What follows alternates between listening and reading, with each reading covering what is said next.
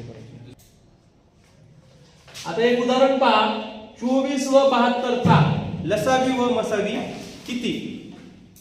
जर असं उदाहरण आपण ह्या पद्धत करत असतो, पण ह्याच्यामध्ये एक नियम आहे. कोणता नियम आहे? जर लहान संख्या, कोणती संख्या? लहान संख्या,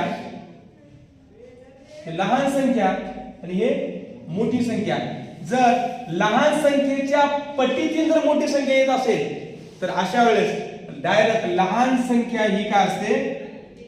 लहान संख्या ही मसावी असते आणि मोठी संख्या ही डायरेक्ट लसावी असते. त्याला पेन पण चालवण्याची आवश्यकता नाही, कारण 24 च्या पाड्यामध्ये 72 येते. 24 × 24 24 × 72. असे कोणतं पण उदाहरण असू द्या. 15 व 75 यांचा लसावी आणि मसावी किती म्हटलं तर 15 हा मसावी आणि 75 हा लसावी. 36 आणि 108 यांचा लसावी आणि मसावी किती तर मसावी 36 आणि लसावी 108.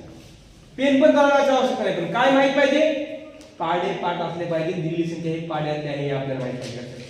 जर दिलेली संख्या दोन्ही पण पाड्यातलीच असेल, पाड्यातली म्हणजे काय? लहान संख्येच्या पाड्यात मोठी संख्या येत असेल तर त्यांचा लहान संख्या ही मसावी असते, मोठी संख्या ही लसावी असते. काही डाऊट आहे याच्यामध्ये? आता पहिल्या उदाहरणात काहीच नाही. आता असंच दुसरं उदाहरण आहे बघा. काय दुसरं उदाहरण? 25 व 27 चा मसावी व लसावी किती? आता एक गोष्ट लक्षात घ्या. 25 आणि 27 त्या कशा आहेत? क्रमवार दोन विषम संख्या आहेत. क्रमवार दोन विषम संख्या. तुम्हाला मी त्या दिवशी सांगितलं की क्रमवार दोन विषम संख्या आल्या तर त्यांचा मसावी हा एक असतो, कारण त्या एकमेकांच्या समूळ संख्या असतात. म्हणून 25 व 27 चा मसावी किती आला? एक आला. आणि तुम्हाला मी त्या दिवशी पण सांगितलं ज्या संख्यांचा मसावी एक येतो त्यांचा लसावी हा डायरेक्ट त्यांचा गुणाकार करायचा. म्हणून 25 व 27 चा लसावी बरोबर 25 गुणिले 27. 27 पाचे 135 ला 5 पंचाने 13 आणि 27 दुनी 54. 54 आणि 13 67.